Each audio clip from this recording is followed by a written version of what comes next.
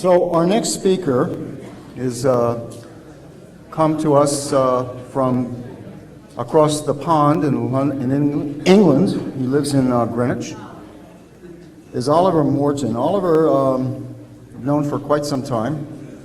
He got his degree in philosophy and natural history at Cambridge University, which he understands a lot of science, and then started to write books.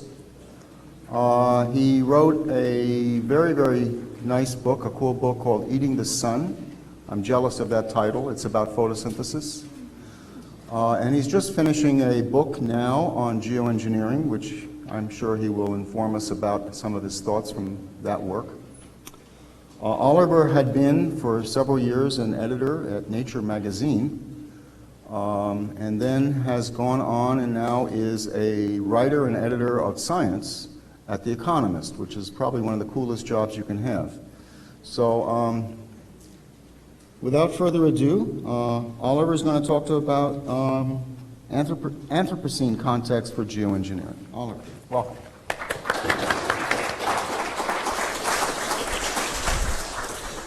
Thanks very much, Paul.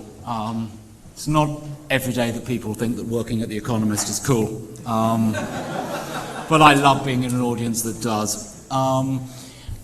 This talk will mark a slight change of pace, if it even starts at all. That button. There we go. This talk will mark a slight change of pace because, as Paul kindly skirted around saying, I'm not an expert, an engineer or a scientist. I've got no particular knowledge of policy, but I do write books occasionally and I talk to people who know stuff, and I have just written a book about geoengineering. I didn't fully get Paul's memo. Could we have a bit less light on the screen? Not that this slide is particularly interesting, but some of the future ones might be. I didn't fully get the memo about geoengineering, so some of what I'm going to say will apply to the forbidden solar methods of geoengineering, in which you try to cut down the world's sunlight. But they also apply to other forms of geoengineering, and they also apply to thinking about the world as an Earth system with active human involvement, even if you don't say the geoengineering word at all. I should just say, because there's a lot of discussion about this sometimes, that for me, geoengineering is a large-scale, deliberate technological intervention in the Earth system. And climate geoengineering, which is not quite the same thing, and we'll come to that later, is a large-scale, deliberate technological intervention in the Earth system, which is designed to decouple cumulative carbon emissions from end climate outcomes. But as I say, I'm not actually going to talk very directly about geoengineering. The important word in the title of this talk is context. And the context I'm taking is quite a broad one. It moves around many centuries. Some of them I will leave to your imagination, but we'll be coming back to the 19th century quite a lot. And the context is the Anthropocene, which is not a term that was used in the 19th century, but one, I think, which has its roots there in various ways. And there are three particular aspects of the Anthropocene context that I want to bring out in this. And one is a changed relationship between humanity and nature. Another is a changed sense of risk in the relationship between humanity and nature. And the third will be a changed mode of intervention between humans and nature. And between them, those should occupy us for a few minutes, and there are at least some moderately pretty pictures, of which this is the first. This is it good, nicely visible? Is it a bit, I can't tell whether that's washed out or not from up here. Anyway, this is a photograph made by Timothy Sullivan, who was a photographer attached to the USGS in the 19th century. And one of the very early founders of American landscape photography. And I chose it to illustrate a lovely line, a lovely quotation from Patricia Limerick, who is a great historian of the West, about the effect of the encounter with the desert, and with the American West more generally, on people of European extraction who had not really seen themselves as living in that sort of place or even traversing that sort of place before. And Patty says, in her book, Desert Passages, the world made few concessions to human needs. The desert had not been made by humans, it firmly resisted being remade by them. And there's this great sense in that picture of, the loneliness and the marginalization of the human. So this 20th century remaking, this is by the landscape photographer Jeff Nixon. This is really archetypal stuff, isn't it? This tells you a little bit about what we think of when we think about remaking nature and about the relationship between the humans and the nature. It's pretty clear here what's human and what's nature. There's a big old line right in the middle that's saying this is the line that matters. And you're getting a very easy distinction between the human and the natural in scale, in definition, in clarity, and of course in direction between this line and the sort of like slightly ominous looming of the mountains behind. And this speaks to what the French anthropologist and sociologist Bruno Latour talks about as the modern settlement, this idea that nature and humans are very different things living in very different worlds that are discussed by very different forms of scientists, very different ways of talking. Latour thinks that this, and I tend to agree with him, is to some extent a fiction that was once necessary and is increasingly by the way. But it is very important about the way that everything up to and including the way our universes are structured, how this works, that we divide this world up between the lines and the holes. The lines do not have to be, I'm going to have to get used to holding this, aren't I? The lines don't have to be horizontal, they can be vertical. This is a monument to what the scholar David Nye has called the technological sublime. The lines, you notice, at this time go up, not along. Well, some of them go along, but the up is very important. The sublime, as it exists in the discourse of art and the humanities in the 19th century in England and elsewhere, is very much about the confrontation of man and nature, the confrontation between that which one can grasp with the intellect and that which one feels, the idea of fear which can be replaced by knowing what's going on that lifts you to some extent above the fear, the idea of peril recollected in tranquility. These are the ideas that go into sublime. David Nye talks about, in a very excellent book of the same name, talks about the technological sublime, particularly as an American contribution to this way of thinking. And in the technological sublime, nature is no longer the other against which humans measure themselves. Humans measure themselves against that which they themselves do. And the infinite is no longer an absolute bar, because there's a sense in the technological sublime that anything is possible, that man's ability to be his own other, to be humanity's other, makes the future almost unlimited. And this is a very powerful idea that you get.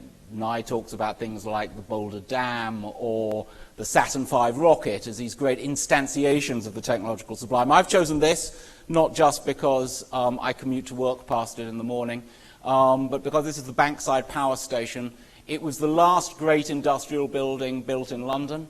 It was also the first building in London to have the temerity to try and be taller than St. Paul's Cathedral. So there's a monument to its sublimity. It, in the end, was not taller than St. Paul's Cathedral quite, and if I run short in this talk, which I assure you is not very likely, I can tell you the fun story about why that is. But there we are. That's the Bankside Power Station. That's a picture from about 1956. And then here we have the lines taking over. This is a piece by Mitch Epstein. It's a picture of a power plant called Amos. And here you see the landscape has gone completely. Now we just have human technology lines. We have this sense of awesome power from which we can barely discern anything natural at all. And the things that we were hearing about from Steve and Granger this morning kind of beggar the imagination to some extent, and the few numbers in this talk, you will have gathered that this talk is rather more visual than it is numerate, or at least numerical, actually possibly both. To put some numbers on what you're seeing here.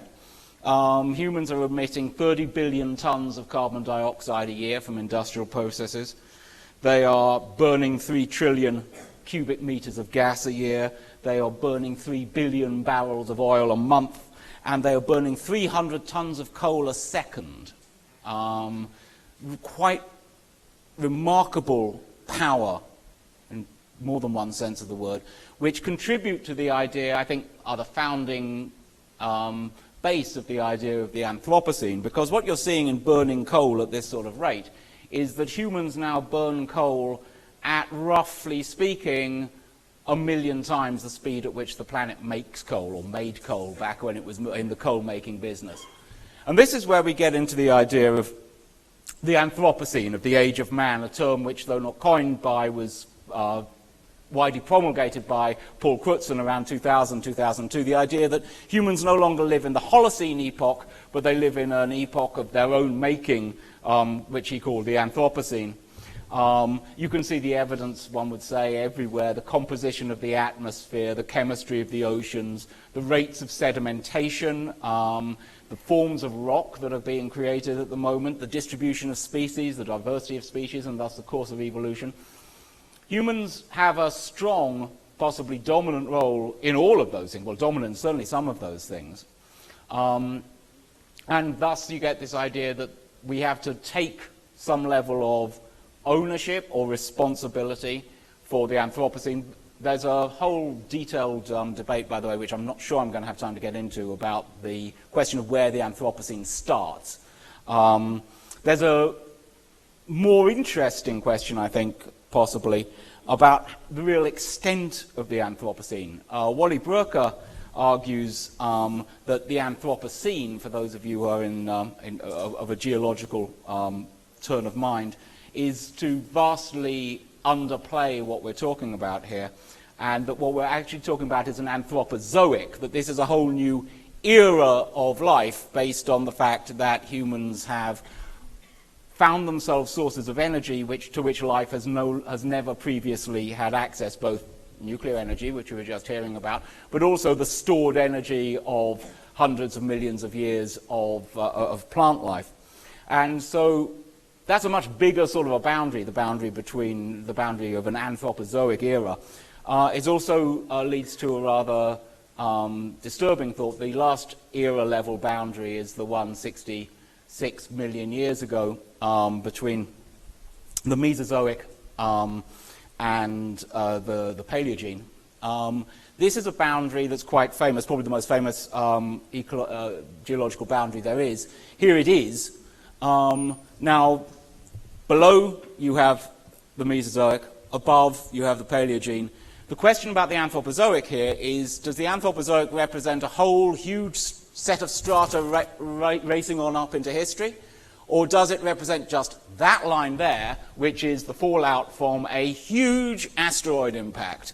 So are humans like the future, or are they like the thing that wipes out everything, gets out of the way, and has the future after it? That's possibly the most dramatic way of looking at the Anthropocene question. But I want to get back to the 19th century and get back to this idea of how we feel about the Anthropocene. And the 19th century is, above almost anything else, except possibly imperialism, the 19th century is the century of the steam engine. And the world is changed by steam engines. And the engine that changes the world changes the way people see the world. We invent, especially scientists and engineers, invent the modern notion of the system in order to understand the machine and to understand the world and to understand the two as part of each other. We saw a great example of this actually in those Livermore figures that Granger showed us.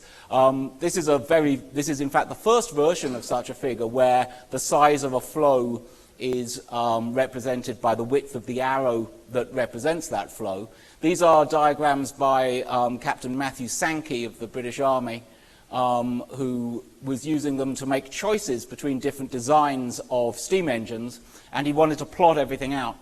Anyone who looks at something like Kevin Trendworth's diagrams of how energy flows through the Earth system, or those Lawrence Livermore diagrams, knows that this is how we now think about both the machines with which we change the world and the world that the machines change.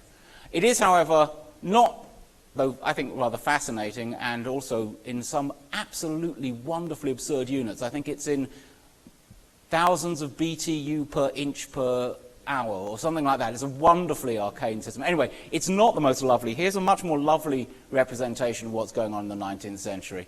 This is J.M.W. Turner.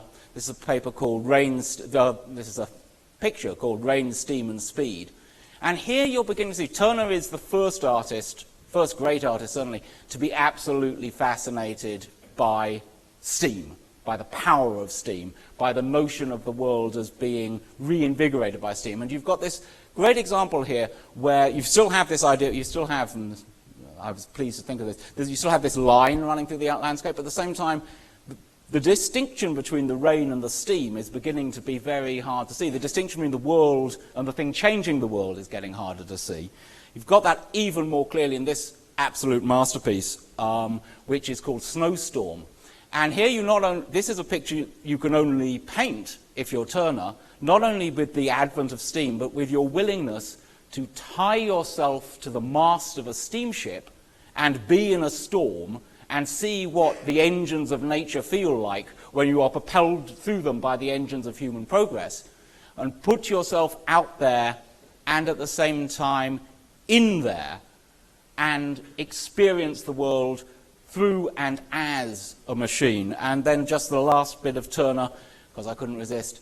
This is a piece called Goethe's Theory, and there's a very influential reading of this piece by a historian called Jonathan Crary, where he says, here you see, this is the ultimate version of Turner's vision, in which you cannot see where the light is coming from. You cannot actually distinguish whether you are seeing light, whether you're seeing the sun, or whether this is the act of seeing, whether this is in fact the eye.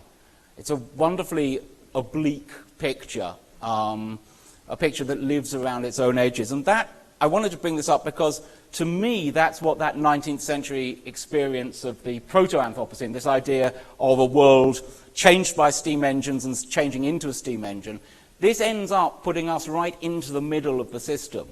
We can't just stand back and look at the Sankey diagrams. Those arrows and flows of nature and energy flow through us, constitute us, and we constitute them. There's no longer a way of making those hard boundary lines between the natural and the human. So from this representation of the sun to this picture of the sun, can anyone tell me, this looks like a classic version like that Jeff Nixon I showed you earlier. This looks like a classic version of the American West. You have the mountains in the distance, the human line running through. Can anyone tell me what's unusual about this picture of the American West? Who was that? Yeah, that's right. This is a test in the John series, and this is in fact a nuclear blast mimicking the sun. One way of seeing this is you can see that in fact the shadows on the scrub is pointing away. This is a blast, a very small nuclear weapon pretending to be the sun, which is to me one of the most, it's far, far smaller than the nuclear test pictures that you're used to, but it's wonderfully redolent, and it tells us something about it tells me something about the second part of what I want to say about Anthropocene contexts for thinking about how the world gets changed, which is that they come from 1945 onwards tinged with the feeling of the apocalypse. There is a sense in which the modern world that can be changed only becomes a world that can be changed on a global scale by human endeavor because it has become a world, or as part of the process of becoming a world which is permanently at risk. It doesn't necessarily always feel like that. These guys are standing right below that picture that we were just seeing, looking up at it, and they don't seem to be particularly concerned. But many of us over the years have been in various ways concerned about this, and a lot of how we think about the environment is shaped by this. There is what's sometimes called a catastrophic turn of the imagination around 1970, where people start thinking about the world as a thing that can end, as a thing that can break, as a thing that can be ruptured. This is not, some argue, purely the fact that they see nukes and think, oh, that might apply more generally. There's a sense in which, there's a fascinating book by a historian called Jacob Hamlin called Arming Mother Nature, about the ways in which people consciously took ways of destroying the world geophysically in the 1950s and 60s and examined them. So, for instance, there are papers on not on how to worry about ozone holes, but how to make an ozone hole just where you'd want it over your enemy, and that sort of idea. So environmentalism comes with this catastrophic tinge in the 1970s, and there's a strong sense, I think, in which the catastrophic imagination, which is linked, I think, to what Ulrich Beck talks about as the risk society, there's a strong sense in which that carries on today. When we think about the future of the environment, it is very easy, almost, I think, temptingly and damagingly easy to think in terms of utter destruction rather than change and degradation. And to some extent, the other point is that when you look at a dawn, a false dawn, you could say like this, you realize that in many ways, because of its seemingly ultimate power, nuclear stands in for all technology. And that means imagining making a good Anthropocene, as a phrase you sometimes hear thrown around these days. A good Anthropocene is a very hard sell if part of what you think about with the Anthropocene is the idea of the world ending. If part of what you think about is that we're not all the strata going on up, but just the level of clay after which everything else gets on with it.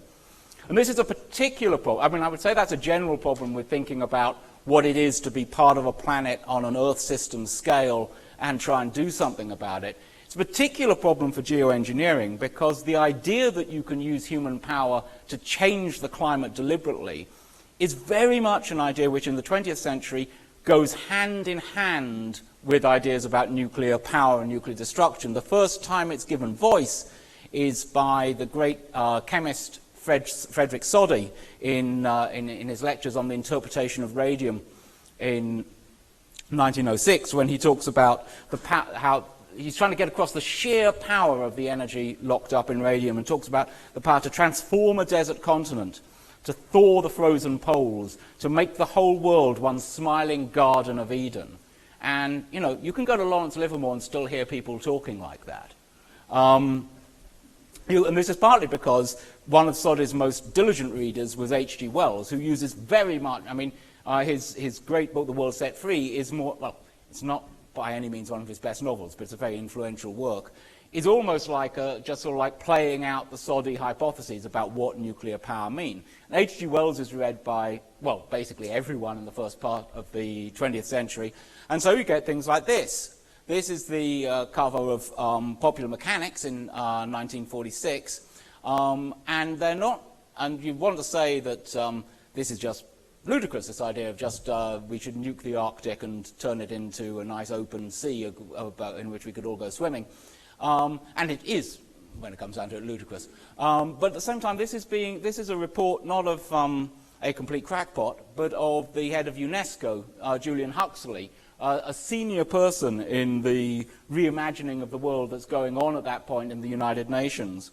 And he's doing this as part of an idea that the world can be governed differently, that there can be Waldemar Kampfert, who was the science editor of the New York Times, which is a cool job, at the time, talked about how this was part of Huxley's, part of being the social planning on a worldwide basis. And we should also remember that Huxley thinks that social planning should not just extend to the ability to remove the ice from the Arctic, but also the ability to tell people what sort of children to have. He's part of the British tradition, the minor British tradition of eugenicists.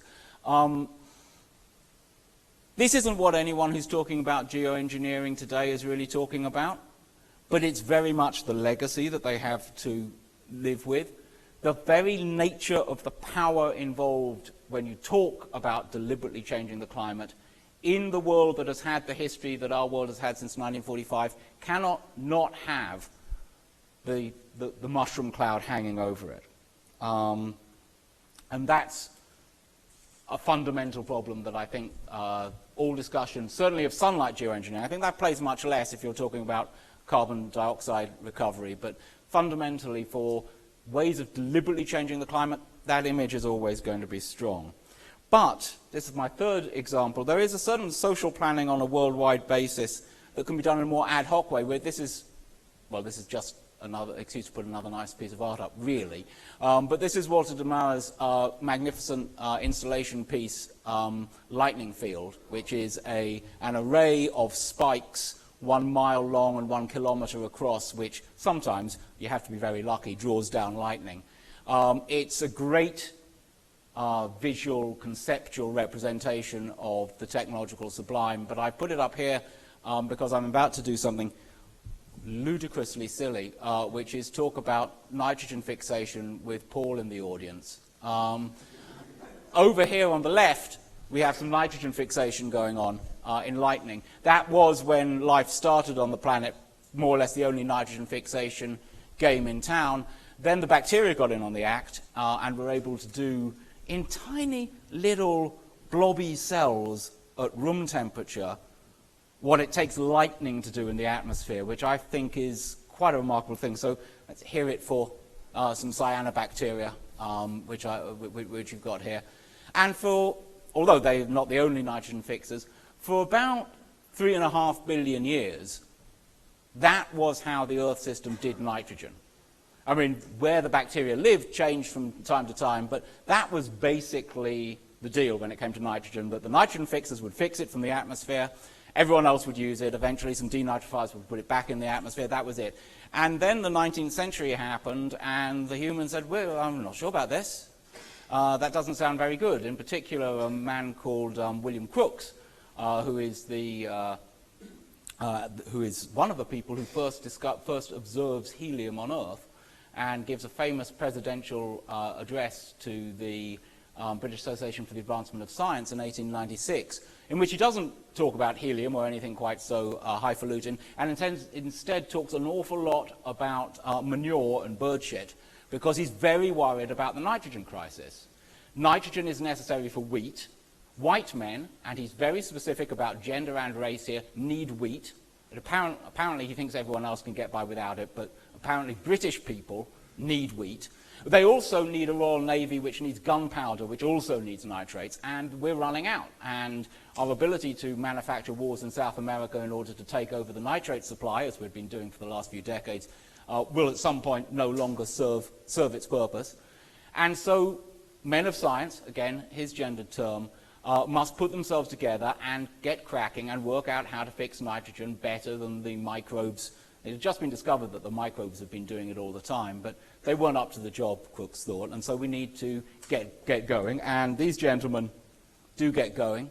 That's Karl Bosch and Fritz Haber, who between 1908 and 1913 developed modern nitrogen fixation. And this goes on to change the conditions of human life on the planet. Not immediately, but fairly quickly, certainly quickly by geological terms. So we go from having a nitrate trade of 1 million tons or so there to having now, today, 120 million tons of commercial nitrate fixation in the world. So we are way outstripping what humans used to do. We are actually now outstripping what the microbes on the continents do. If you bring in the microbes in the ocean, which of course we should, because microbes in the ocean are very important, you will find that we don't quite outnumber everyone, but we're pretty close. So in terms of the human influence on a fundamental biogeochemical cycle, what humans are doing to the nitrogen cycle is far, far greater than what they're doing to the carbon cycle. This is to me, the great Anthropocene change, is this huge intervention in an earthly biogeochemical cycle, which is also a huge intervention in human history.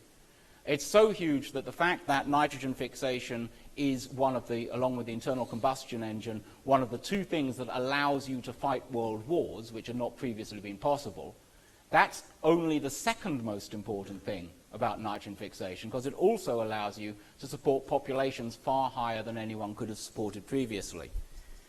This is all, you may be saying, what does this have to do with, well, who knows what you may be saying, I won't go there. But you may be, I would wonder whether you would be asking yourself, this is all very well, but what does it have to do with geoengineering? I contend that in terms of making a large-scale deliberate intervention in the Earth system, nitrogen fixation is actually the best worked example that human history has to offer, because it's not like agriculture or the emission of polluting sulfates. It's not something that just happens when humans were getting on with other stuff. This is something which is deliberate policy.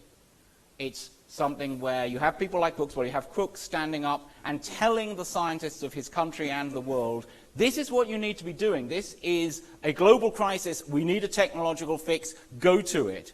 They do. And then it's not just that the market says, oh, well, that's quite interesting. Nitrogen fixation is intensely political through all the 20th century. If you've got, this is a French poster for nitrogen, for a combined fertilizer. This is from 1922 or 23, I think. It's quite important. You should notice the faint image of a V, the triangle that's holding him.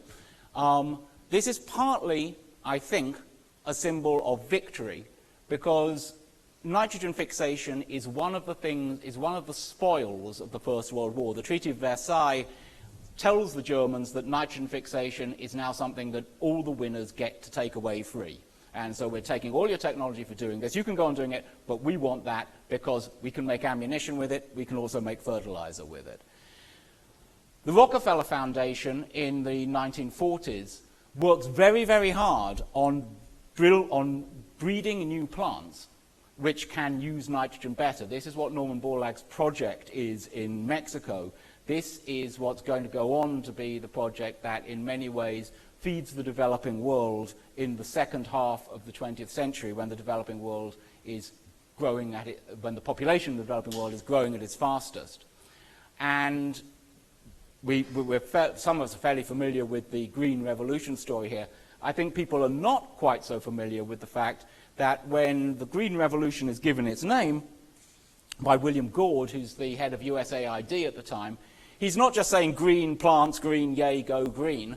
He's saying this is a green revolution that's being had as an alternative to a red revolution.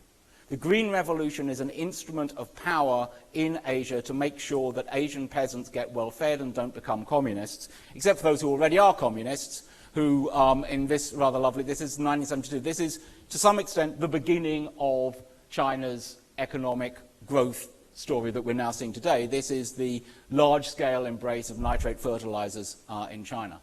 So there's something very deliberate, not at a unified UN level, but big global players such as Lyndon Johnson are consciously guiding the way that humanity takes over the nitrogen cycle. And we could get into a big question here about the good and bad of that. I tend to think that by providing the wherewithal for people who were born in the 1960s and 50s, including me, to eat without ripping up forests similar in area to twice the size of India, which is what you would have to do with old-fashioned yields if you were trying to feed the world as that we have today. I'm sorry, that sentence was ludicrously complicated. Nitrogen has allowed us to spare an awful lot of land from the plough, and it has allowed us to save an awful lot of lives by so doing. It has also caused an awful lot of environmental harm.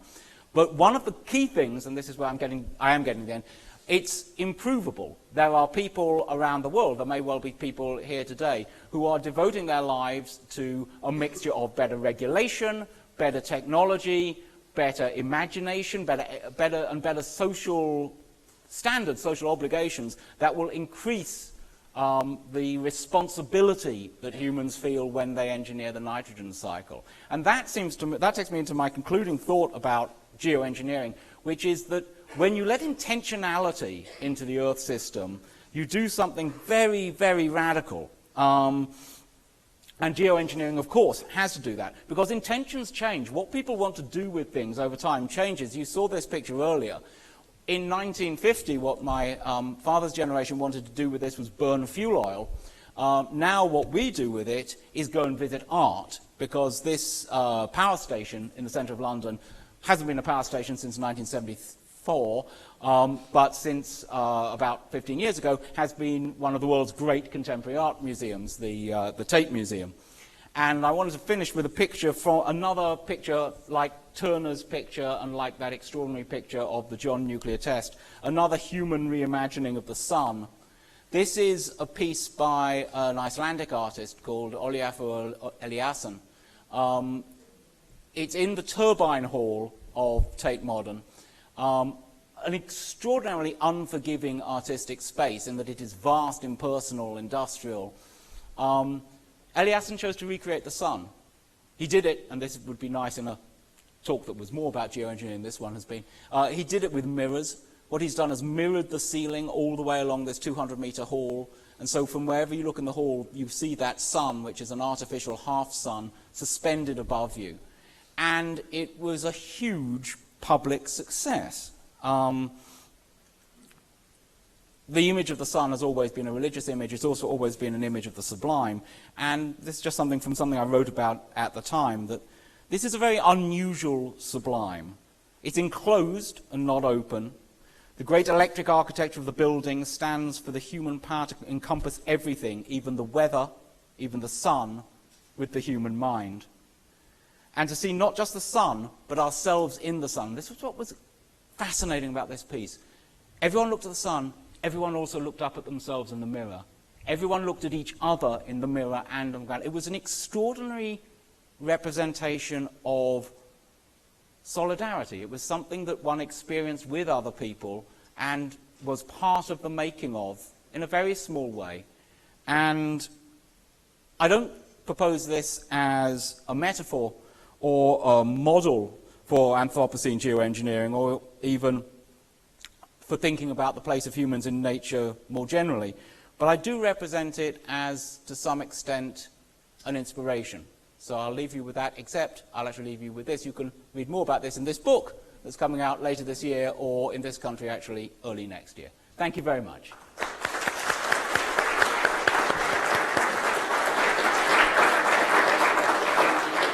So we have time for a couple of questions. Students, anybody? Students first? Start with this gentleman. We could take the light up now, then I could... Great talk, Oliver. Question I had then, and this really touches upon some of your final few slides. When we think of geoengineering, we automatically, I do at least, start to think of affecting the radiation balance and chemical composition of the atmosphere. But if we think more broadly, and I'm wondering, as part of your research for this book, where do you see synthetic biology as kind of playing a, coming to the table and coming to discussion as, I would say an emerging technology? We're certainly kind of in the early stages, but I think there's certainly a place for it. So I'm just kind of wondering what your thoughts are around the role of synthetic biology. I don't think of synthetic biology very strongly in terms of actually trying to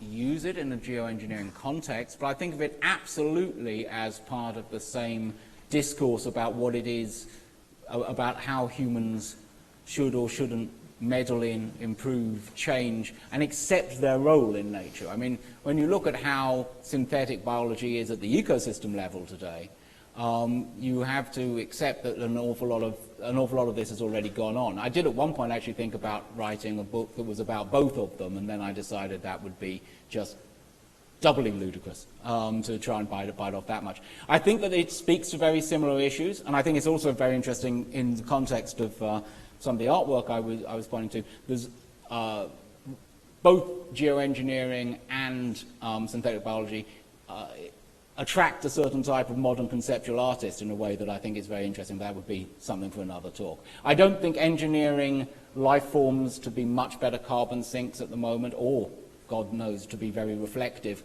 is a very useful technological strategy at the moment, but I think that that way of thinking about the world is very much linked to this. Okay, anybody else? Well, thank you very much, all of you.